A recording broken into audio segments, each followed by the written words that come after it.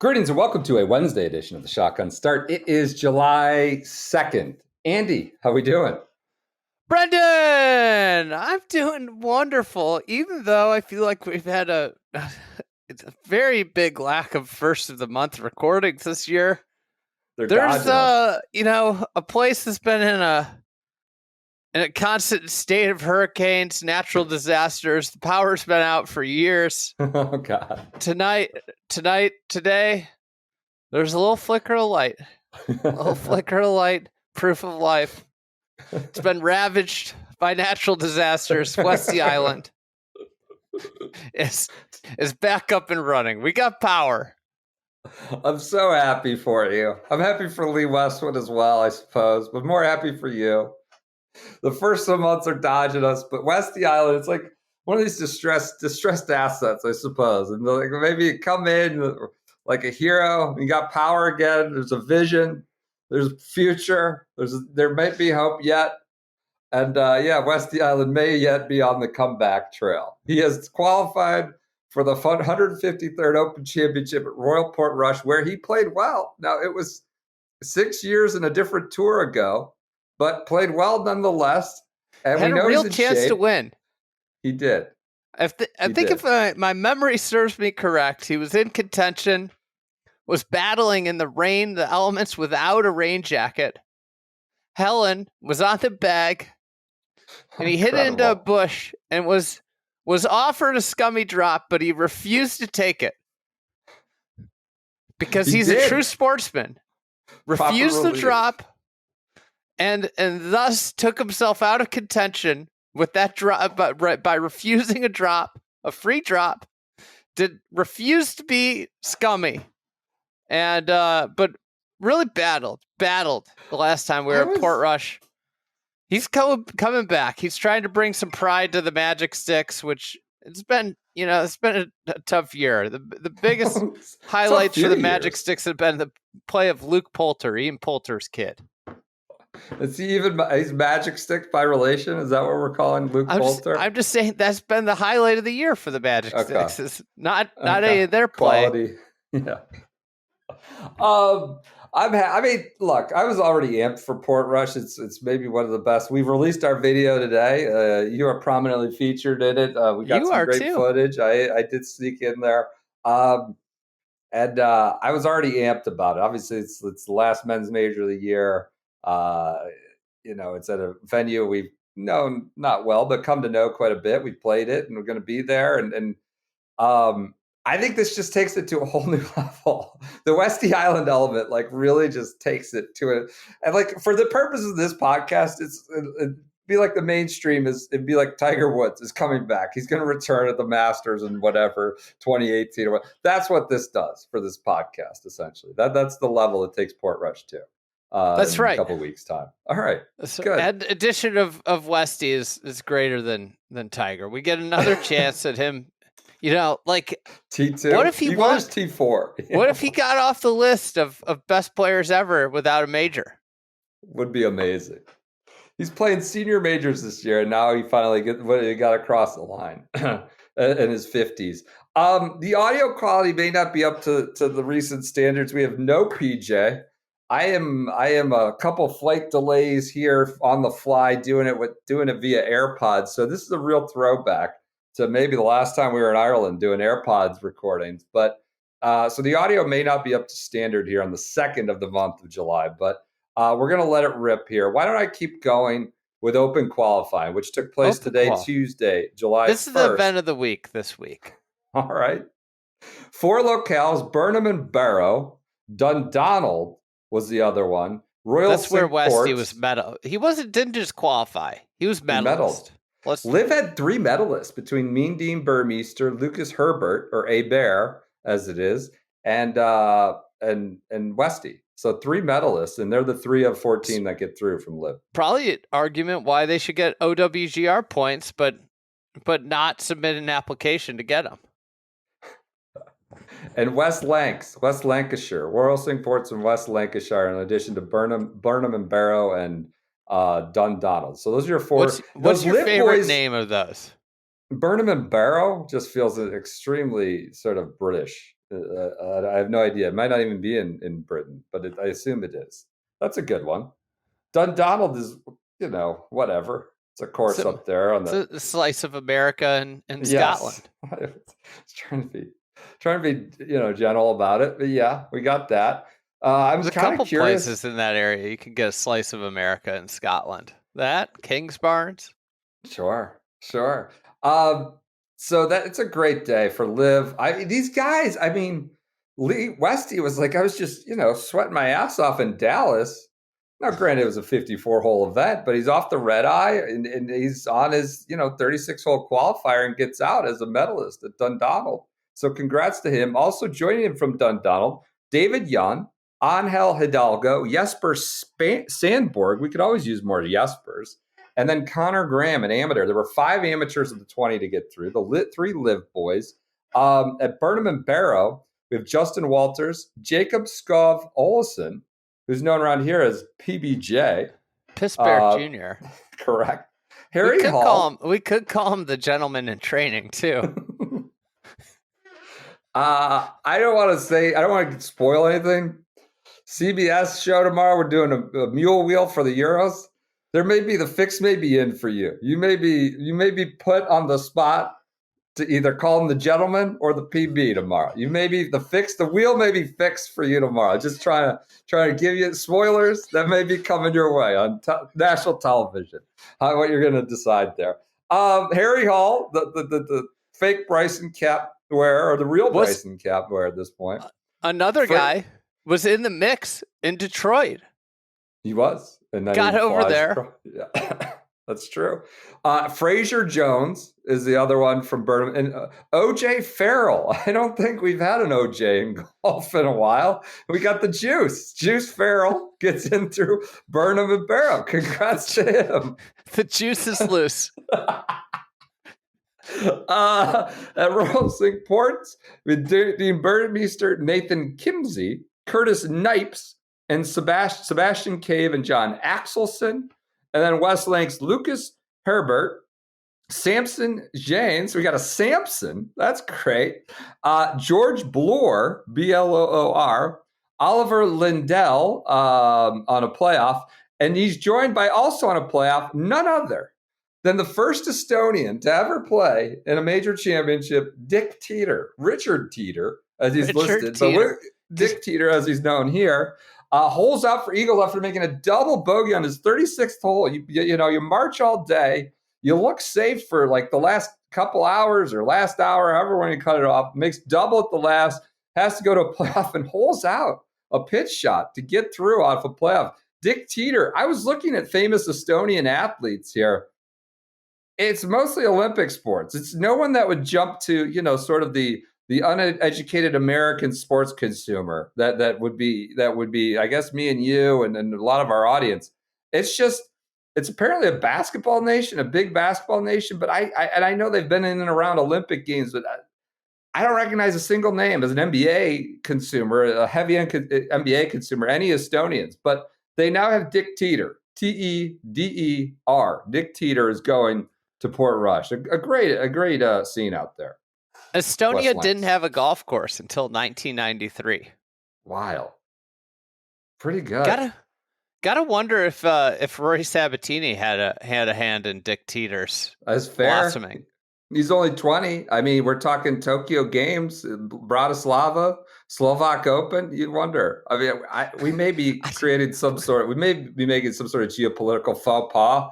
I don't know here. Slovakia and Estonia could be not on the best. I don't know. We're just maybe jumping to conclusions. But you have to wonder. We had the Tiger generation roll through pro golf. Yeah. Are we now going to be on the Rory generation, the Sabbatini, Rory Sabbatini generation in the Balkans? It could be. It could be.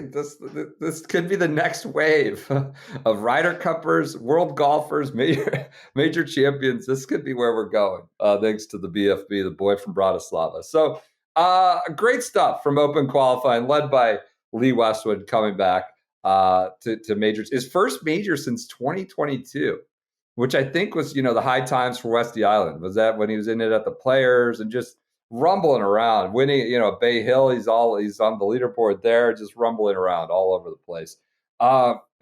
So that's our Open qualifying. Pretty good lead into Tuesday. So that was a good way to lead things off. While we're talking about Mean Dean, Herbert and Westy, the LIV schedule is out for next year. This was a Josh Carpenter schedule tweet. Why is it insane? Do you want me to read it, or just want to go ahead and just let it rip on why it's insane? There are 5 American-based events. I think pretty much the same amount.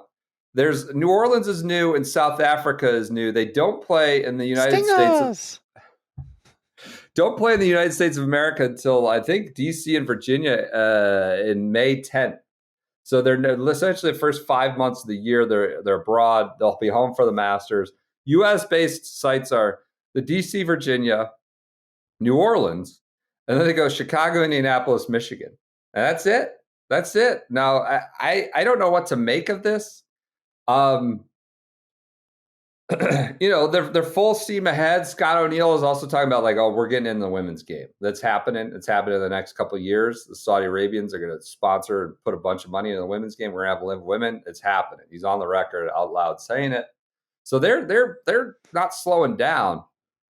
I don't have any grand conclusions from the schedule other than to say it's just, do they want to be the international tour? Do they want to be the full? I know they've kind of been that so far, but just 3 events in the Midwest basically in August is about the only American presence, I mean, I know John Rahm's got to be licking his chops. He's probably, I think he's been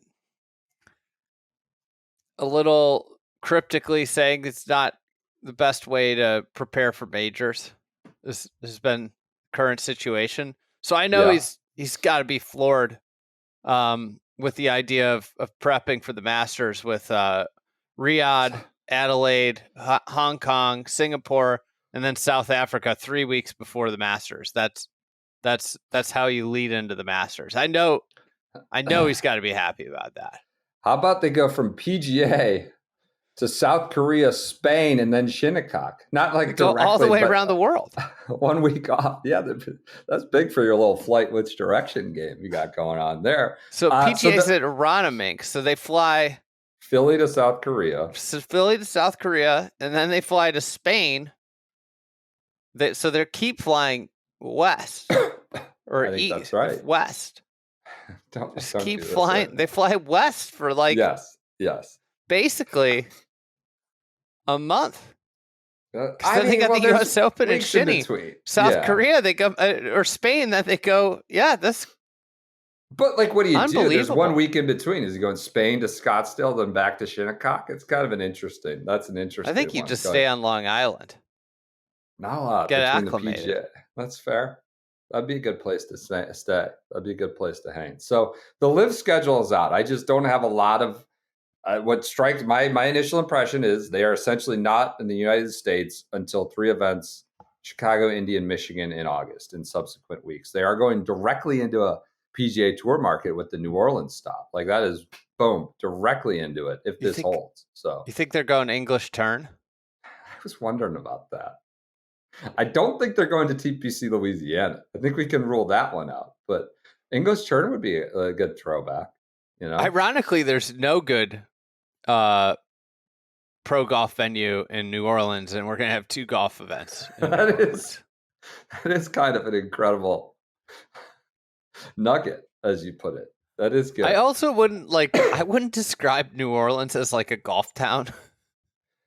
No, it's an incredible town. It's incredible. It's the best cultural. I would love to go to New Orleans. I don't know if I'd go there for a golf trip, but yeah, it's I do a lot of other stuff. So honestly, maybe the last thing I want to do in New Orleans is play golf. Right. That's an interesting turn. So that's your LIV schedule. How about our own schedule, or the schedule for the week, the instant schedule for the week? It's light.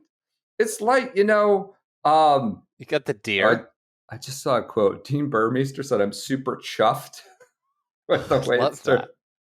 I'm super chuffed I think he went 10 under or something crazy, like a 62 at Royal Ports. The current schedule. Do you think Mean Dean's one of the 5 best players on LIV? No, 5 feels like too strong.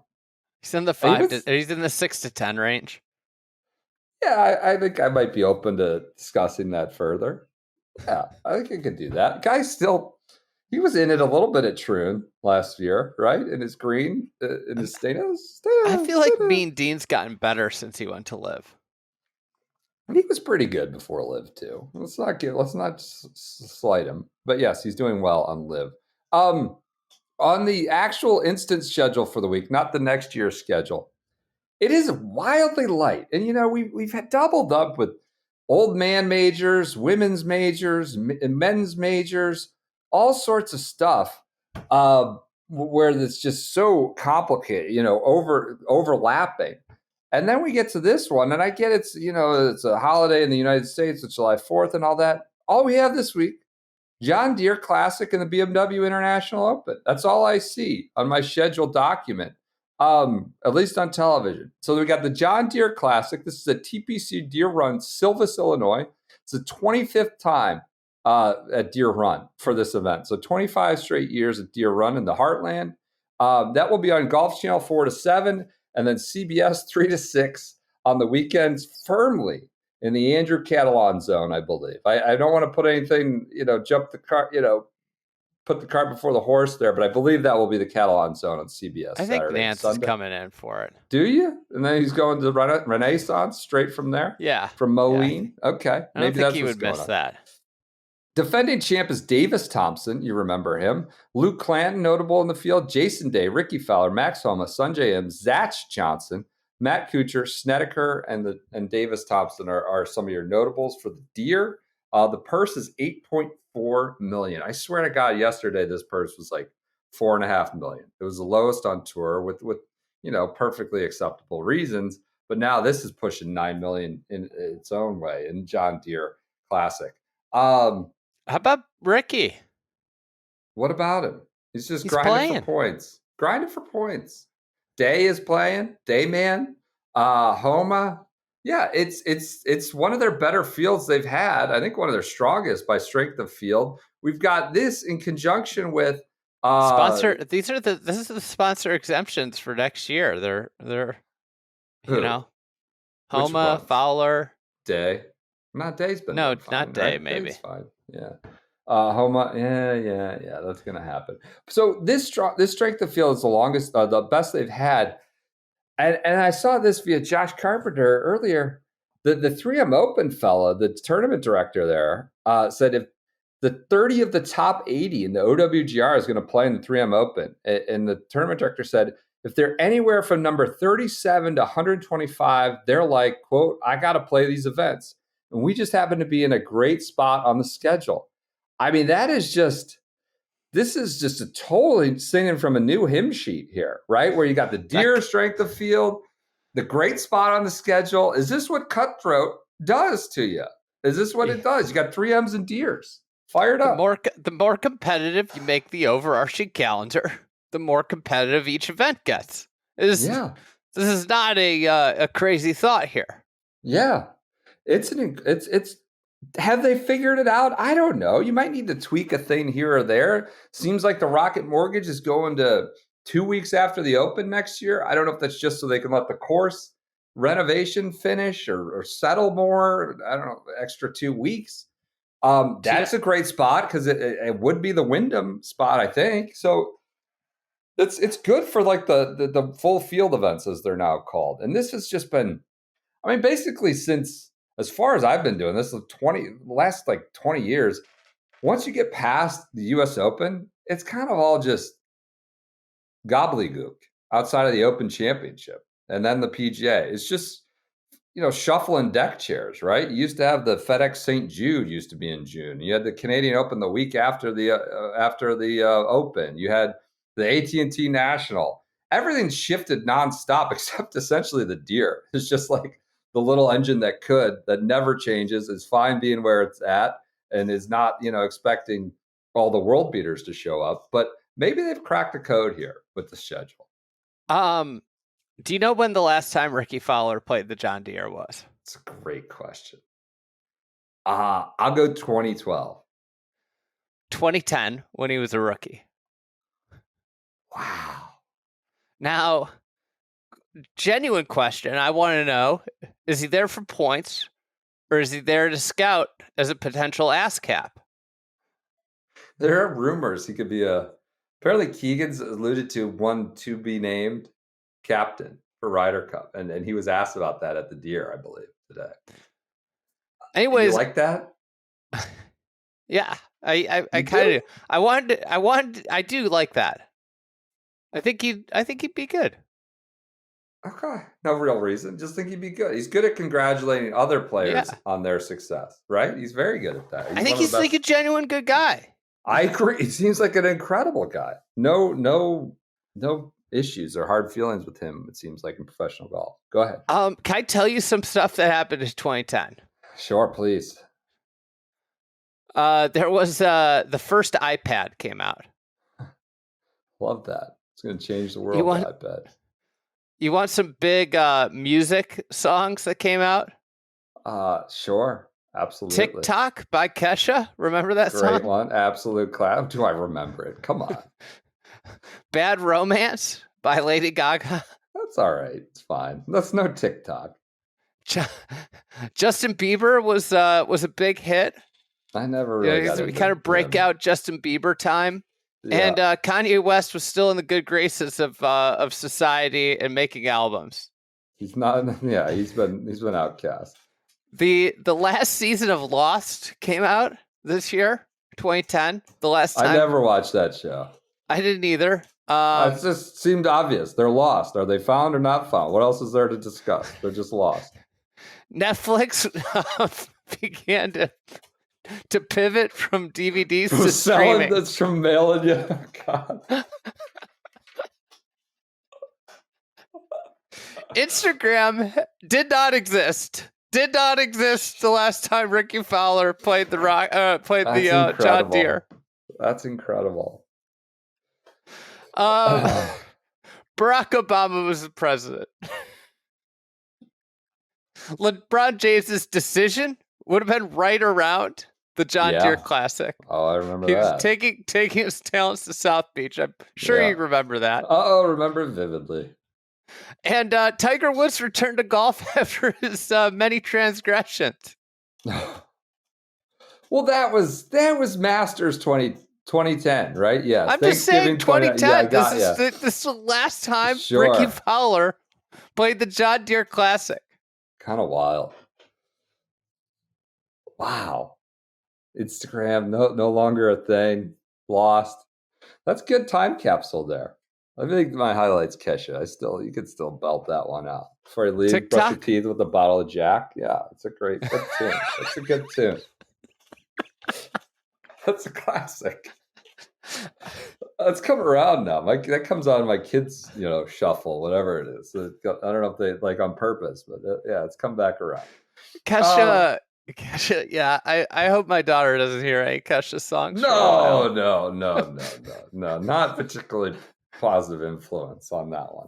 So, my kids have started asking me questions about what these words mean, and some of these.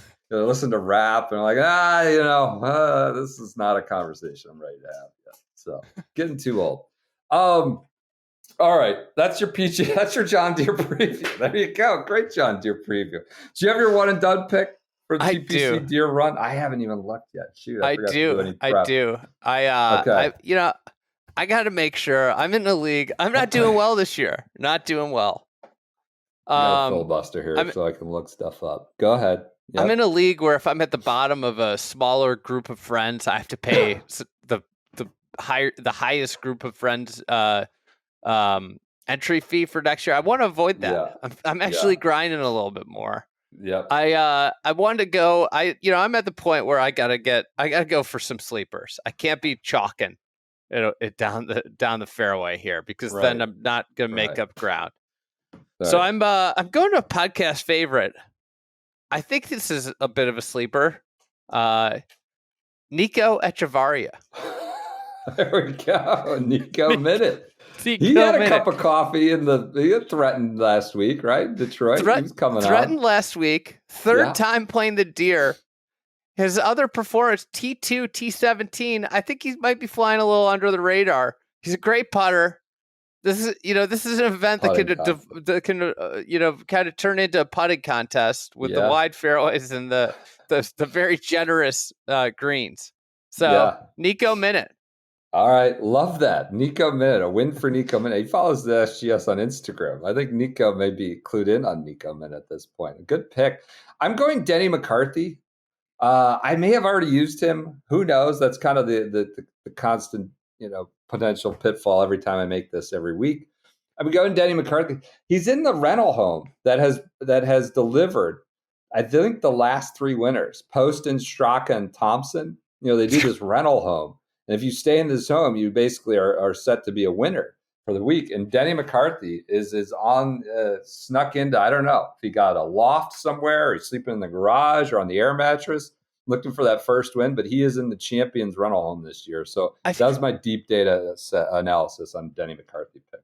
I think he's had like a legit chance to win here a couple times. That sounds if my memory serves me correctly. Talking about a punting contest too. He's not a bad guy to tap. That's the John Deere Classic. Keep an eye out for that one this year. We're not going to get too deep into the field on that.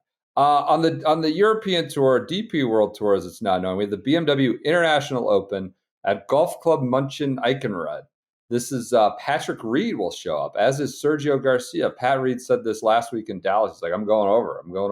He loves the BMW International Open. Has played it, I think, several times, both before and after LIV.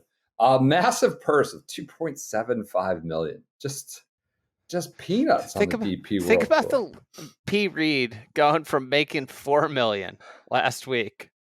Kind of insane. To playing the entire purse is 2.7. The defending champ is Ewan Ferguson.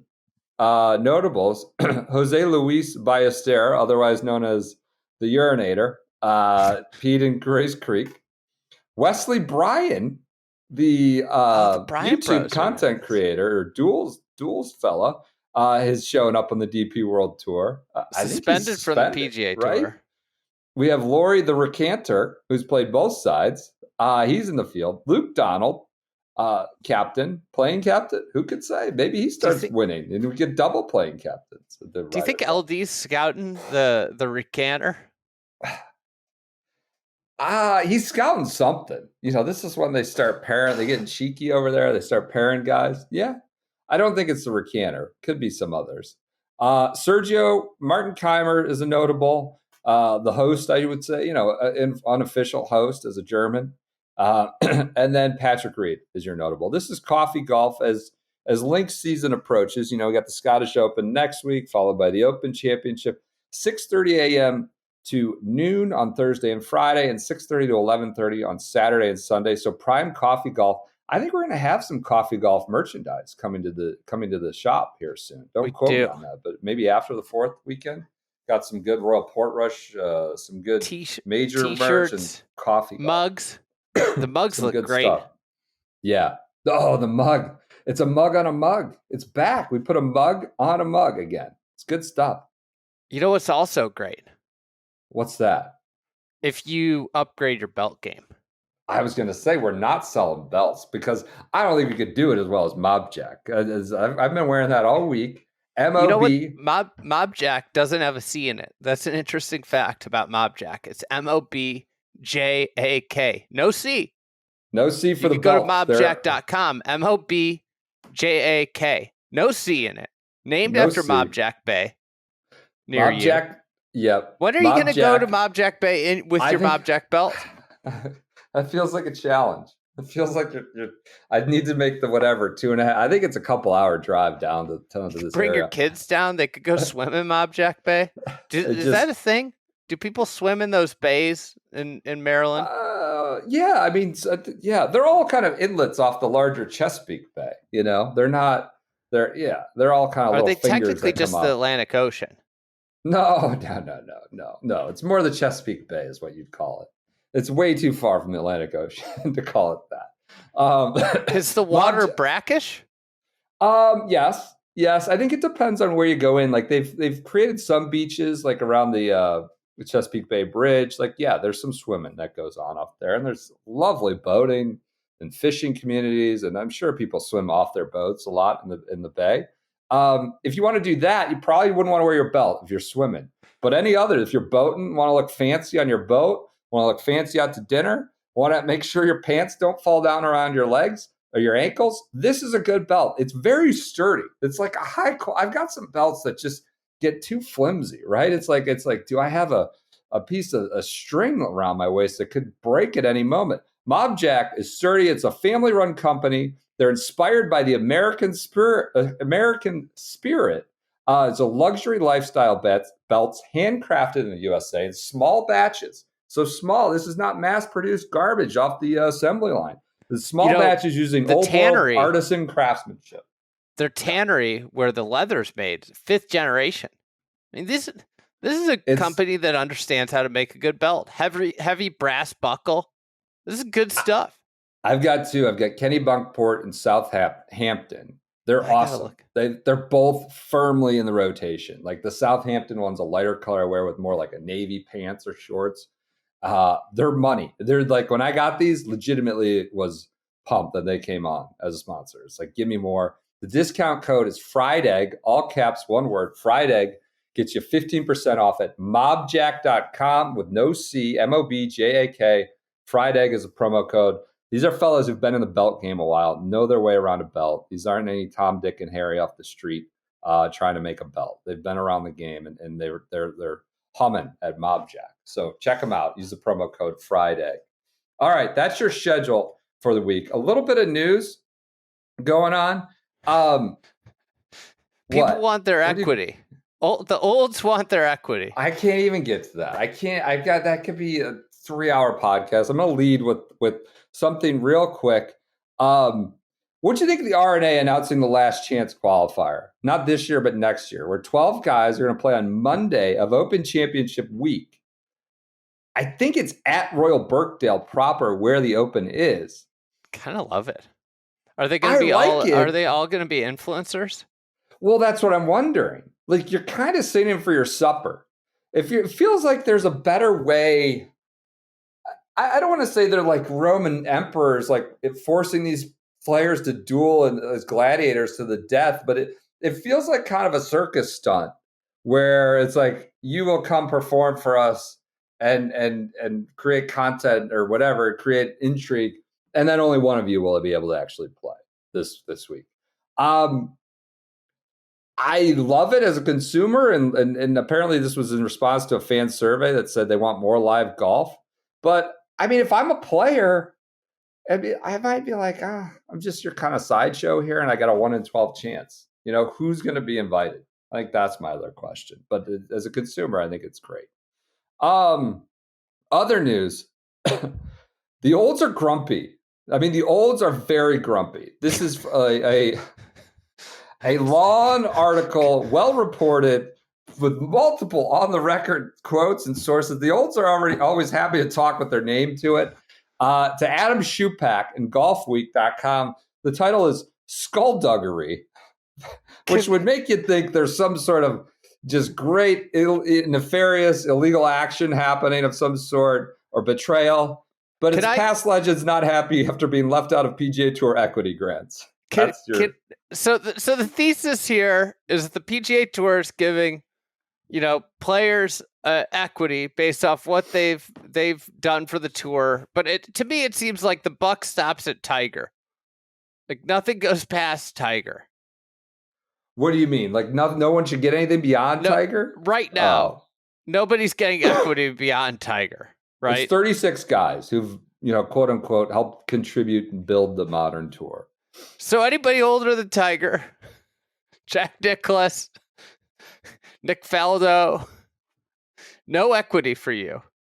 And they aren't happy about it at all. Well, can I ask you to lay out, I'm going to lay out my favorite anecdote from this piece. You lay out yours and then we can get into it more. My favorite anecdote is Tony Jacklin complaining about having to spend $250 on attorney Tony drafting Jacklin. a letter. Oh, a legend. No doubt about it. Tony Jacklin, a legend. Hold on, though. Tony Jacklin. He was a legend on the European Tour. Not even the PGA Tour. So this is a tricky one. He's won 29 times, only 4 times on the PGA Tour. He's won multiple majors, 2 majors. A legend. I would love to, like, what is so lost in this article, and not by Schupak, but like these guys feeling like to be discarded. No one cares about me. My legacy is mush, I guess. That's not true. This is like an objective point system. Now, did they do the points wrong? Separate discussion.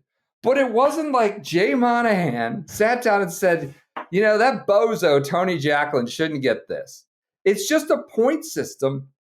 And like, this just happens all over. These guys, it's a fine line to walk. Like, respect the heroes, the legends who built the present, who helped contribute to the present. Value them, cherish them, respect them. But we can't just start cutting them giant checks for this is about a future issue, future tour. Is their legacy greater than some guy who's like 50th in the Fed? Yes, but that's not the way the world works. It's like these guys want to go back and say, you know, I should have made one more start here. Like, yeah, I should have sold my stock when I knew it was going to tank the next day, or I should have bought more stock when, like, this is the way the world works. It's a little like, it's just very detached from reality, the griping and moaning, while also understanding these guys are very important to the history of the game. Can we talk about Faldo? This was humorous in here. Faldo apparently did not make the top 36 spot. So Nick Faldo, the header is Nick Faldo wrongly assumed he'd be on the list. Faldo, 67, pressed on for answers. He texted Monahan on January 23rd and circled back a week later. Can I just add in one more anecdote? Like, these guys are all bitching about the process and Monahan not giving them enough time. Like, the guy's tour is under attack. He can't be talking to 75-year-olds. Like, he's got so much shit. Far be it for me to be empathetic, like, say Jay Monahan's, you know, doing everything proper, but he can't be on the phone with guys in the retirement home just bitching about the way things used to be. They can't spend his time that way. You know what I'm going to point out? What? Maybe there's a lack of executive leadership because the number 2 is a former rules official. Sure. Maybe they should have more qualified individuals than an accountant and a rules official as their number 2 and number 3. An accountant probably would think, hey, you know, we should talk to these guys. Somebody needed to think, well, we better make a list of the people that we aren't giving equity and talk them through this, because that seems to be the issue. Is there was no communication, as is so often in the PGA Tour. They did not nail the rollout of this. What a surprise! That's fine. Whether you agree or disagree with the olds, they did not nail this rollout. Here's Faldo. So during a phone interview with Golfweek, Faldo reread one of the texts. Asking about this equity thing, I assume I am on the list, he wrote. Assumptions is the screw-up of life, isn't it, Faldo told Golfweek. When he didn't hear back, Faldo left Monahan 2 voicemails. I mean, this is a guy that called golf for 15 years for your tour or whatever, however many years he called 18, it. Maybe 20 years? I think he said 18 because he was quick to point it out. 18, I never said a bad word about the tour. I was like, well, you were compensated. You weren't just like in the booth for free. 6 majors, albeit not a lot of PGA Tour success. Another to point out in Jacklin's case. Yeah. Someone in the commissioner's office called on his behalf and promised Faldo they'd schedule a call with the commissioner. That never happened. Finally, at least a month later, he received a letter from Monahan with the tour's lawyer copied. I was disappointed that Jay couldn't man up and call me personally. The letter basically said, I haven't played enough and won enough. I guess we were the wrong era. Yeah, that's the whole point. I'm sorry. Like, that's the whole point. It's easier to hit a driver now than it was in 1980. Like, it's easier to get in touch with my parents on the phone. Like, this is, there's different time and circumstances. If you want to call it the wrong era, then fine. You also played in I don't know, Monahan's running himself ragged. Like, I get that Faldo is one of the great consequential players. This doesn't mean his legacy doesn't matter or he's less of a player. Like, are we supposed to give it to Walter Hagen or the descendants of him or Bobby Jones? Or like, how does this work? Like, it's not that kind of measurement. I did like that they said, closer examination, this is Schupak, reveals he made only 306 tour starts. And he surrendered his tour card in a fight over the home circuit release. He made no more than 9 tour starts in any season between 87 and 94. It cost him from being in I don't know. He decided to not play the PGA Tour that much. And this is where you're left. That doesn't mean his 6 majors are less. It's the PGA Tour. How about the Cookie Monster making the cut? I love Cookie. He's like, I have no idea. I don't know. Bob, talking to Papa, it's like, basically. He says, I don't know how, said Cook. Honestly, I must have been the last guy in. He won 11 PGA times. Tour wins and basically 800 starts. They did add he won 10 times of the PGA Tour champions, which, are we adding that to the points list? David Graham, a big omission. Won multiple majors, a PGA and a U.S. Open, 8 PGA Tour titles. Dave Stockton was a big omission in there as well. Larry Nelson was presumably rumored to be off, but is in. Gary Player spilled the beans. So Larry Nelson's not on, but no, he is. So yeah, there's a lot of just speculating. I think the thing we've learned here is that the PGA Tour, they've made a point of this. They don't value major championships. They value tour win. Which honestly, I think you could make an argument that's the right policy. We're doing a lot of PGA Tour defense here, but look, call the balls and strike. Come on, guys! You're complaining about the $250 you had to pay the attorney to draft a letter. The Jacklin $250 complaint. It's just unbelievable. It's just crazy, said Jacklin. And you've got guys like Alan Geiberger, myself included. We've got nothing. And we've got no consideration either. You know what? They gave you consideration. It's not like they don't give a shit about you anymore. This is a very objective points list. Quote, it's skullduggery. That is a good word for it. I mean, skullduggery implies something, totally deceptive is going on. And I get that the transparent, the swindling, fraudulent, some thesaurus words for skullduggery.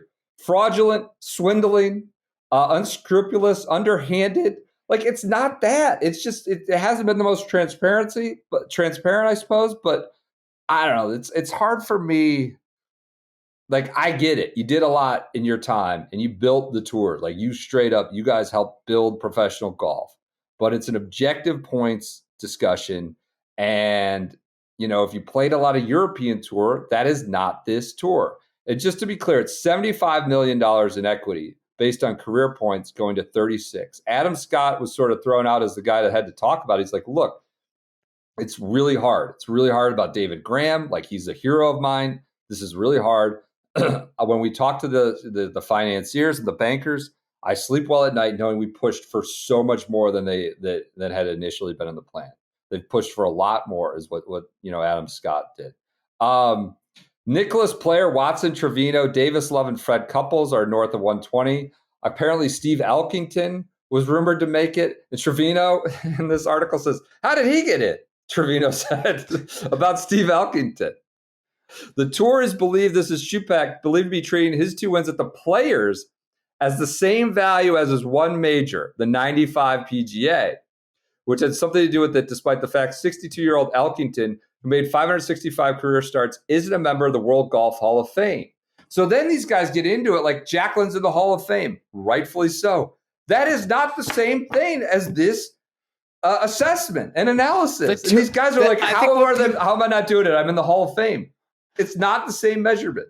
The measurement is based off the PGA Tour, which is funny. Because it's like if you warp yourself to the players and you're standing on the first tee and they don't announce major wins, they announce players wins. And PGA Tour wins. Yes. I love the other Faldo quote. He was apparently talking to Schupak. He went back and reread his text, asking about this equity thing. I assume I am on the list. Just that was his text. I assume I'm on the list. They close it with the kicker. He says, it sounds like it's participation prizes over winning, doesn't it? My goodness, it does seem to be the way it's going. This isn't a competition, though. It's about membership. It's about investment. Did you invest in the tour by participating? Were you present? This isn't a competition. It's not a straight up like who won the most, who's in the Hall of Fame, who won the biggest events by some subjective measure. It's not. This isn't a competition. And to suggest it's like, I hate participation trophies. Like this isn't what that is. It's not a competition. They didn't prize that over winning. Yeah. If they invited all the people complaining to TPC Sawgrass and did like a creator classic for equity, one guy got it of all the olds. This is insane. This is Gary Player said, can you imagine how they feel just being discarded like that? They're not being erased. They're not being taken out of the Hall of Fame. No one's doing this. These guys are so mad. This is this is how the cookie crumbles. I don't want to say tough shit, but like this is what the tour is doing to stop the LIV threat and retain its own talents now. They can't, are they all socialists and should every, person in America over 80 years old just get, $1 million? Like, are they big Social Security fans? I don't know. Like this, there's just so many howitzers of quotes. I have to the best one, the vesting. This is an insane line to read. It's one after another. It's lengthy, well reported. Keep reading it. Read it in whole at golfweek.com. The players and agents complained about the vesting schedule. Like, agents, get the hell out of here with the agents, because it is a longer than normal vesting schedule. It's 8 years. So 50% of the grant value will vest after 4 years, 25% 6, 25% after 8. So the agents are mad about the vesting schedule. And yeah, Jack's going to be like 100 years old when the 8, and he's going to be old. They're going to be older when they're fully vested. What I like also is now you have to, if you want your equity, like Crenshaw, Curtis Strange, Mark O'Meara, they are required to do as many as 40 sponsors activities to be fully vested. Oh my God. So the 2024 World Golf Hall of Fame ceremony in June, this was at Pinehurst, is going to be light until members who are also aligned to equity shares were informed the day before that their attendance at the ceremony would count as 2 points toward meeting their quota for the year. So Trevino, Ben Crenshaw, Curtis Strange, and Mark O'Meara, who are all believed to be inside the 36, suddenly had their schedules free up and were late additions to the Pinehurst ceremony. There you go. You're getting free points. As such, sponsors have been given a list of legends who need to, quote, provide services and can be used for sponsorship activation. A common complaint among some of the 36 players, I kind of get this one. A common complaint among the 36 players who've been asked to jump through these additional hoops and sponsor services is best summed up by one player trying to play by the rules. Quote, haven't we already done all this shit? Which, you did do a lot of, 30 years of sponsors activities. But again, it's not free money, but it's there for you. Just show up to the Hall of Fame ceremony. Do this for so-and-so FedEx or something like that. Just in a bunch of incredible details and quotes in this story. How about the Dave Stockton quote? You're either appreciated or you're not. They're not being discarded. They're not being unappreciated. They read this in such black and white. Like somebody's They're not putting him in the crowd, and they're not even. That's not happening. I love that Padraig Harrington, apparently, as he goes nuts, he gets tried to crack the code and thinks he did crack the code with the point system. Like, he got down to it and had, he was like, I think Jeff Sluman's going to be the last guy on by my circumstances. He got in the weeds. He started doing the math. He said 55 points was a break-even point. So you get majors and players earn 5 points, tour championship appearances and WGC wins 3, and tour events 2, and a point for each year of membership on tour. And he went to Davis Love III. He's like, I think you got it. I think you've cracked it. So Harrington just, got in the weeds, did his little John Nash routine or whatever, and apparently got to crack the code. But the tour won't comment or say anything as if he really did. But, Davis Love III is like, I think you got it. And he said, I think Sluman, Fred Funk, and Lee Jansen are on the bubbles by Harrington's math. So it is interesting. Cookie being the one out. Stockton was pissed that apparently a 2-man event he played. There was a 2-man event. Let me find it. He won the 1967 Hague and Hage Scotch Invitational Foursomes with Rory Hamler and La Costa Resort. But somewhere along the line, the tour took away credit for it being an official victory. So the Hague and Hage 67 Hague and Hage Scotch Foursomes stopped being an official victory. He says, I like the sound of 11 wins more than 10. It's no different than today's Zurich Classic, which is a 2-man event. He said he wondered if one more victory would have gotten him across the threshold into 36. But he said, I'm not losing sleep over it. You're either appreciate it or you're not. So that is interesting. Look, does something that used to count as a win not count by a win anymore? And that could be the difference. It's tough. It's hard. It could be a never-ending thing on where you cut the cord, right, or where you cut it off. An incredible article of guys talking about not being appreciated, spending money on attorneys, participation prizes. Faldo is a legend. He's a legend.